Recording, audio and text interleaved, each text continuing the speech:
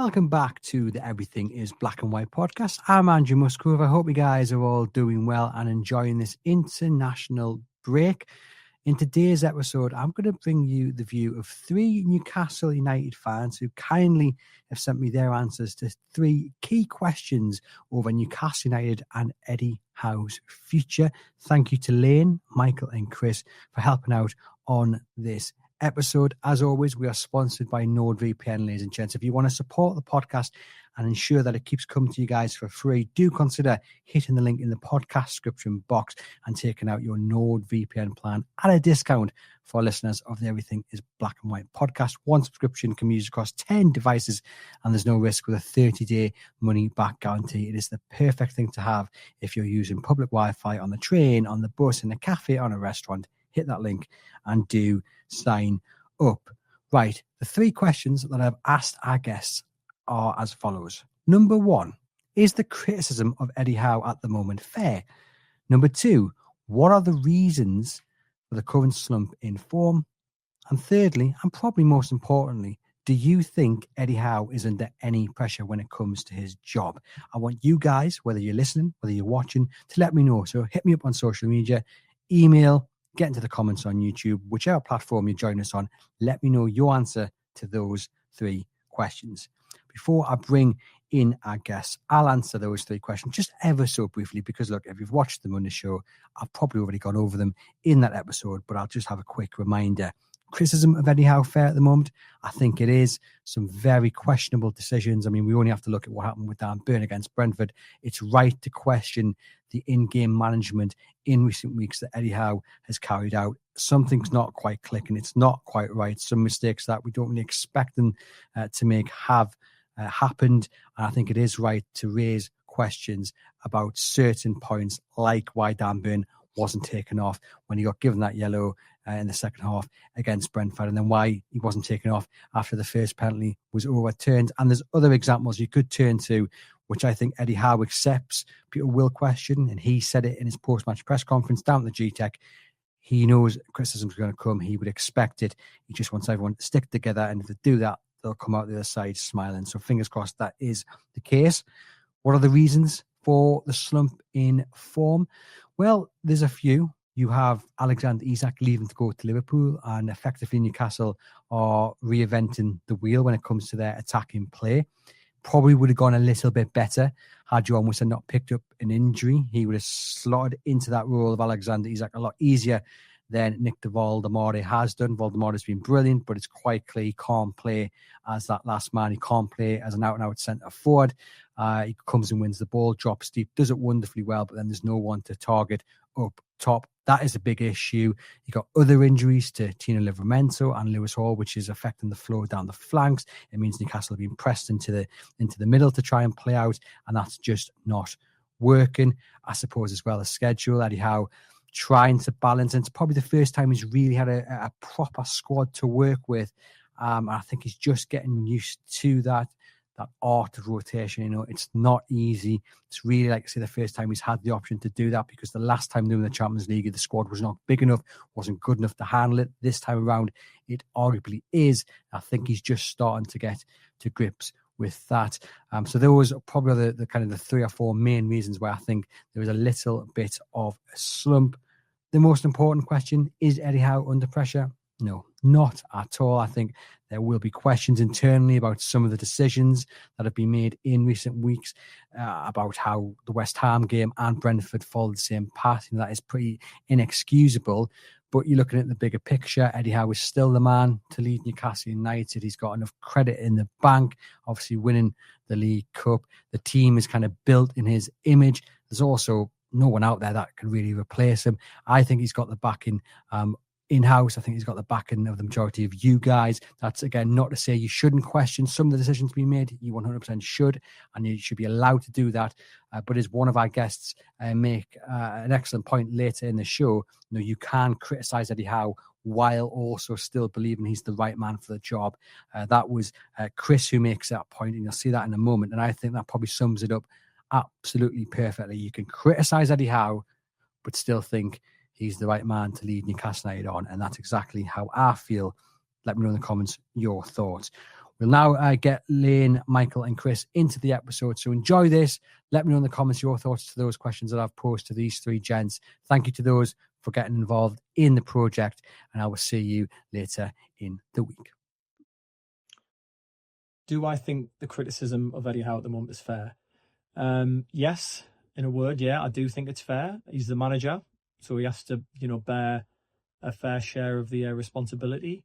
For me, my frustrations with it lie in more of a kind of like game management kind of situation. Like, go on, look, against Brentford, it was plain for all to see that as soon as Dan Burn had that first yellow card, he should have been off. Eddie Howe should have taken him off. But having said that, I do agree with Howe's selection to a point. Like, I think against a team like Brentford, who are so dominant from set pieces, you have to play Dan Burn, but it's down to Eddie Howe to work out how he gets him in the team without him being a liability at left back. Like, I don't know Hall's fitness situation, but if he's fit enough to come on in game, surely he's fit enough to start. And then why don't you manage it from there? Like, start him, and then if we're up, then take him off and kind of manage it that way. But I mean, the idea of Dan Burn on a yellow card being isolated against Thiago and Otara 1-on-1 was nightmare fuel, and Howe should have recognised that earlier and had him off. Against West Ham, he made 3 substitutions at half time, and then he's made 4 substitutions by the 65th minute. That tells its own story, really. And I think he does need to kind of use the squad a bit more and rotate. I think going forward, we'll see that more. I think he will make changes, but look, he's not without his criticism. We've had runs like this before. He's always managed to turn it round. I'm not getting carried away.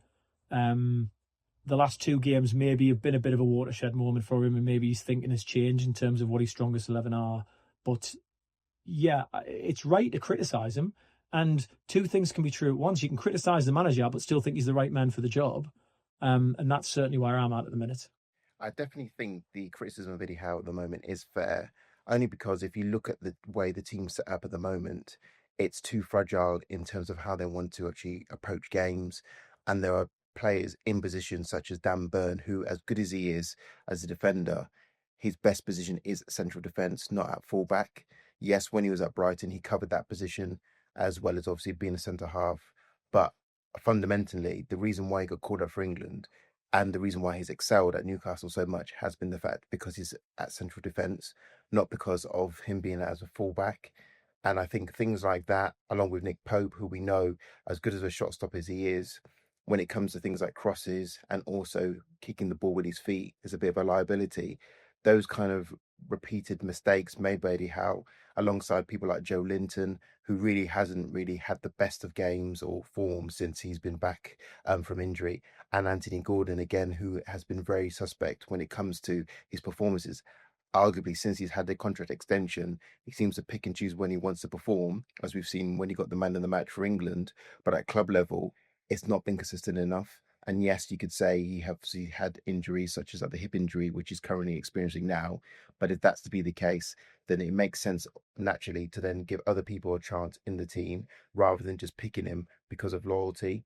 And it's things like that that has unfortunately led to the level of criticism that Eddie Howe has currently getting. And I do believe, yes, at this moment in time, the criticism he's getting is correct.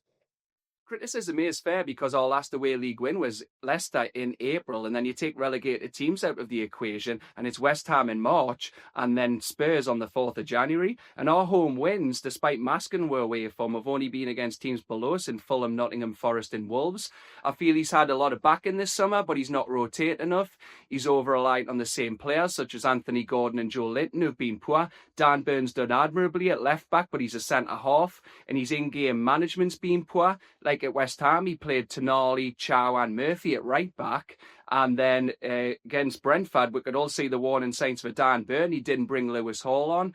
I feel like we're patterns of play are missing, we're confidence are missing, our identity's missing away from home. And he sticks rigidly, because he's tactically inflexible, to his 4-3-3. It should be more pragmatic, like a 5-3-1-1, to utilise the players we have available. And he doesn't change it when we're struggling. So that's why I feel the criticism is warranted. Right, reasons why we are playing the way we are. I mean, it's been said a lot, but we are trying to adapt to a new way of playing with a new striker up top. Our game in the past was all built around getting the ball to Isak in dangerous areas, getting him in behind. Voldemar, as fantastic as he is, he's a bit of a freak of a player in terms of how he wants to play that role. I've seen him play for Germany quite a few times, and when they don't play to his strengths, he can look very isolated. And I think we're all just still adapting to how he plays, how we get him in the game, how we get other players past him, to chip in with goals. I mean, it's not helping that Gordon is well off the pace, I think, this season. I mean, I don't know if he's been carrying an injury for a while, but, he's looked poor the last few games. I mean, notwithstanding the Champions League games, but the league games, it's almost like they've figured out how to play against Anthony Gordon. I don't know if it might be better to give him a spell on the right-hand side, to be honest with you. Elanga, I don't want to give the guy too much criticism because he's just signed, but to be honest with you, he looks half the player that he was last season. But you'd like to think he'd come good. Obviously it's been said a lot, but Wissa missing, when he comes back, he'll give us a total different way of playing. Let's not forget we're playing two lads at fullback with a combined age of 70, one of which isn't a fullback. Hall and Livramento are so important to the way we move the ball, to the way we get the ball up the pitch. I think going forward, I wouldn't be surprised to see Ramsdale get a going in net and Ramsey get a run out in midfield. Again, they'll change the way we play. They'll change the way we kind of control the ball. They'll change the way we get the ball up the pitch. So I'm not kind of panicking too much at the minute.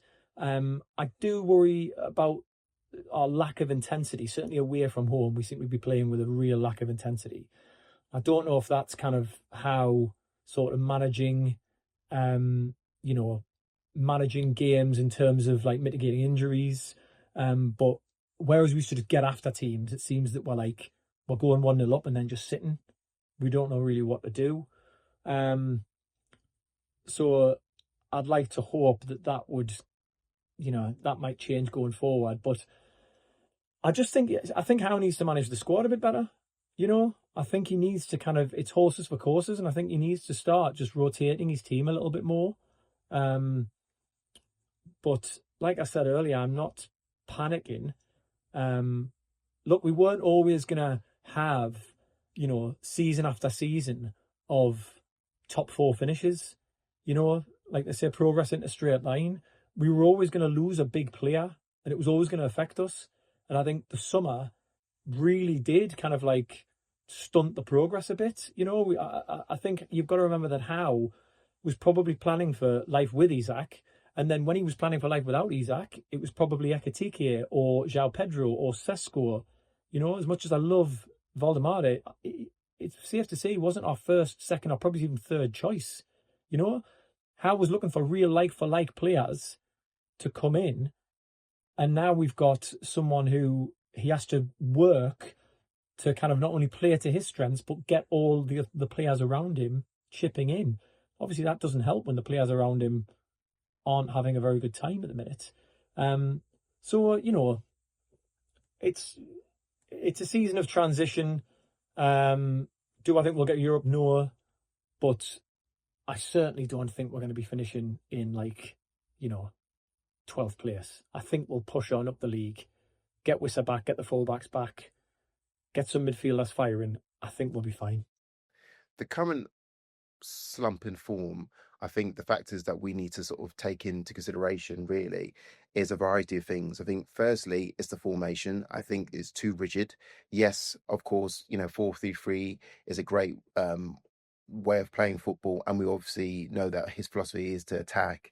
but sometimes you have to mix it up, especially away from home. You have to be rigid and you have to be defensive, and you have to sometimes absorb the sort of maybe attacks that the opposition are given and then hit them on the break. And I don't think we do that enough. I think we're too rigid in our formation and tactics. That's one problem. I think also the loyalty to players, elite managers, as good as a squad they all have. Obviously, look at the likes of Man City with Pep Guardiola. He knows that even if players ain't performing week in, week out, he'll happily drop them. Raheem Sterling's a prime example. Sterling was doing absolutely fantastic for both club and country, but wasn't playing all the time. And that was because Pep Guardiola realised that it was best to utilise the squad. Obviously, Sterling didn't like that, and look what ended up happening. Sterling left, and look how his career slumped. And the reason why Pep Guardiola was doing what he was doing with him is because he realised for the greater good, the squad had to evolve and the team have to be doing more. And it's about a group of players rather than just individuals. And I feel at Newcastle, what we're doing is as soon as a player is doing well, we just keep them in the team until they basically can't do any more, or they're either injured or they get suspended. And that's not how success works. You have to have a group of players that are willing not only to play week in, week out, but also will be tested. And if they don't perform, they get dropped and someone else can come in and take the shirt. Prime example is Jacob Murphy. Who would have thought that Jacob Murphy would be arguably our best winger at the club for the past 2 seasons? And yet we've brought the likes of Anthony Gordon in, Alanga in, and so forth. So that's another reason why I think we are slumping and form at the minute, because we're not doing enough rotation of our squad. And I also think as well, Eddie Howe has to sometimes realise that it's best to sort of listen to other people's perspectives, like other coaching staff, rather than just his own. Yes, he's the manager, he's the head coach, and he has his philosophy and ways of wanting to play. But at the same time, we can't always play one way. And I think sometimes having different voices, sometimes listening to other people is really important. And on top of that, the big thing that I'm really, really concerned about is there's so much sort of work being put in to help the academy and the youth development at our club, which has been something that's been lacking for years. And I'm really happy about that. But I keep hearing players like Leo Shah, Alex Murphy, who are all doing really well on the 21 level, but never seem to get a chance at first team level. And I'm struggling to understand why that's not the case, because you can't always keep playing tried and trusted Premier League proven players all the time. You have to mix it up. That's why teams like Arsenal, that's why teams like Liverpool, teams like Man City are doing well, because they're not just relying on the established players that they've got, they're also mixing up with the youth as well. Look at O'Reilly, for example, playing for Man City, got into the first team, and now he's become an England international. Rico Lewis, prime example again.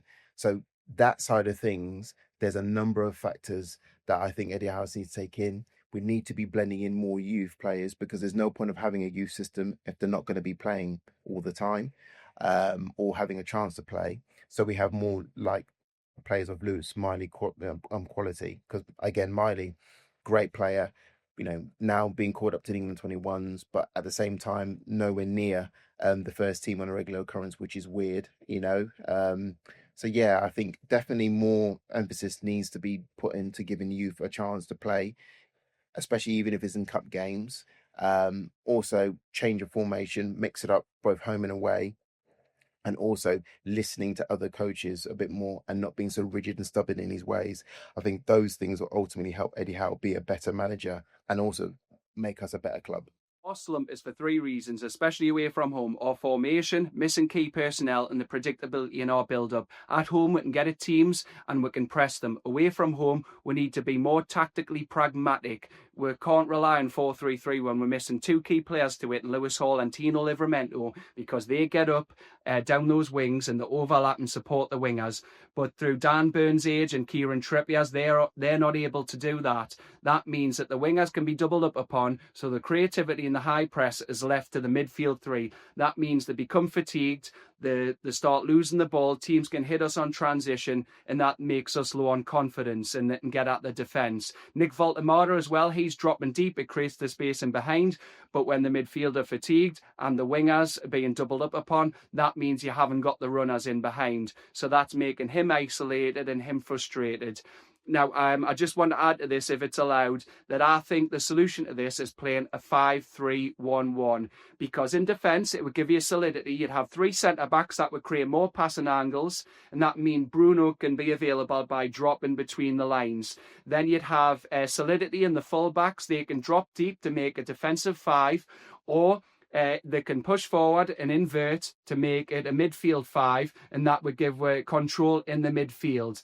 And then that would also mean that the midfields wouldn't have to be in a high press. They could sit in a mid block, and that means it would conserve energy, and then it would give our more creative players license to get on the ball in Tonali, Hall, Livramento, Bruno, Jacob Ramsey if he plays. And then you could have Nick Voltemada in that 1-1 and Johan Wissa playing off him. Then those two could they could switch. And then when your wingers are on either side as well, getting forward, that means the winger could also rotate with the main striker. So that's my solution to it.